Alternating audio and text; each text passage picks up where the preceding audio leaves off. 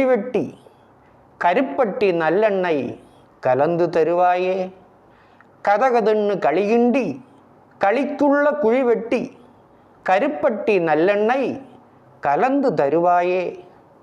தொண்டையிலே அது இறங்கும் சுகமான இளஞ்சூடு, மண்டையில் இன்னும் மசமசன்னு நிற்குதம்மா.